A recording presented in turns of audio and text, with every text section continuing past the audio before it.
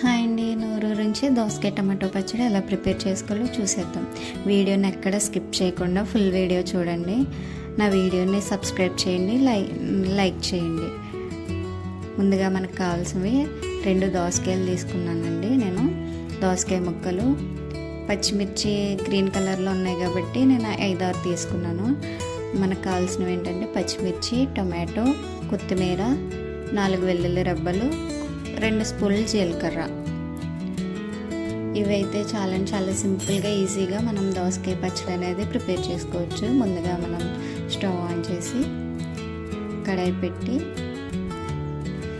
దానిలో 2 టేబుల్ స్పూన్లు ఆయిల్ వేసి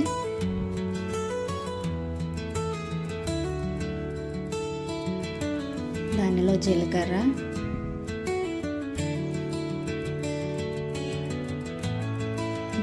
వేయించి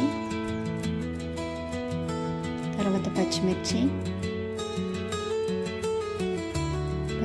కూడా వేయించుకుందామండి.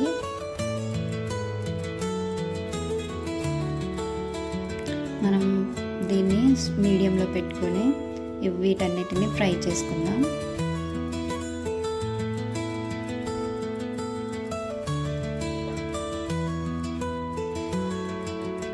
పచ్చిమిర్చి అనేది మీడియంలో ఫ్రై అయితే చాలండి, బాగా ఫ్రై అవ్వాల్సిన అవసరం లేదు.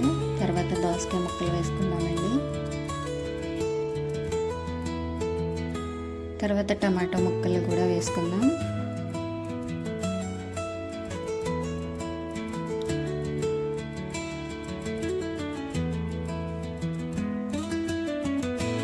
వీడియోని ఎక్కడ కూడా స్కిప్ చేయకుండా ఫుల్ వీడియో చూడండి.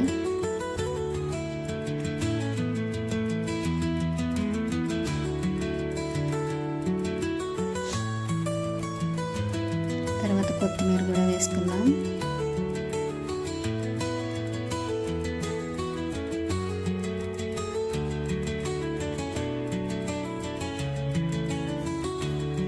మనకి టేస్ట్కి సరిపడినంత సాల్ట్ వేసుకుందామండి.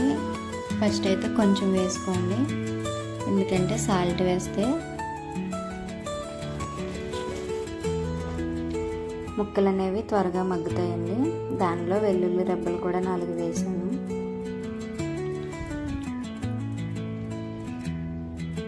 వీటన్నిటినీ కలిపి మనం ఒక 10 నిమిషాలు మగ్గించుకుంటే సరిపోద్దండి. మీడియంలో పెట్టుకుని దోసకాయ ముక్కలు అనేవి, టమాటో, దోసకాయ, పచ్చిమిర్చి, కొత్తిమీర ఇవన్నీ త్వరగా మగ్గిపోయాయి కాబట్టి మనం మీడియంలో పెట్టుకుని మధ్యలో చూసుకుంటూ ముక్కల్ని మగ్గనివ్వాలండి. మధ్యలో చూసుకుంటూ ఉండాలి, లేకపోతే టమాటో అనేది అడుగండిపోయిద్ది.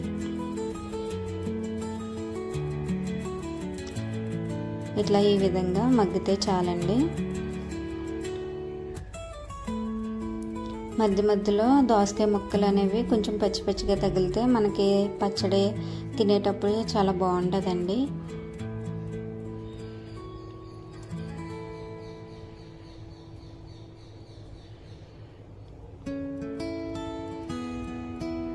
అంతేనండి, చాలా సింపుల్గా ఈజీగా దోసకాయ పచ్చడి అనేది ప్రిపేర్ చేసుకోవచ్చు. తర్వాత రోట్లో వేసుకొని దీన్ని దంచుకుంటే టేస్ట్ అయితే చాలా బాగుంటుందండి. మిక్సీలో పట్టడం కన్నా రోట్లో దంచుకుంటే మనకి టేస్ట్ అనేది చాలా బాగుంటుంది.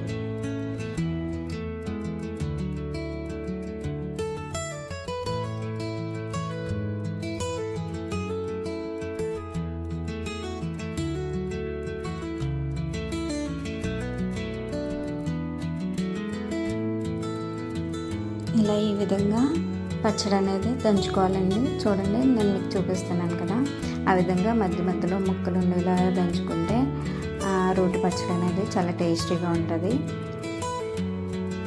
తర్వాత దాన్ని పక్కకి తీసేసుకొని నేను అప్పుడే వేడిగా రైస్ వండానండి.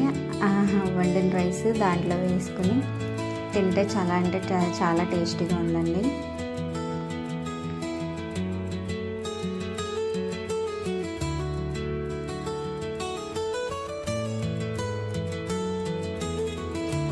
తర్వాత మనం ఆ పచ్చడిని తాలింపు పెట్టుకుంటే మనకి 2-3 రోజుల వరకు నిల్వ ఉంటుంది.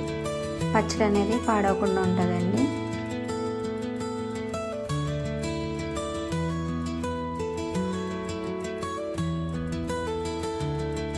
అంతే అండి, చాలా ఈజీగా సింపుల్గా రోటి పచ్చడి అనేది ప్రిపేర్ చేసుకోవచ్చు. నా వీడియోని లైక్ చేసి షేర్ చేయండి.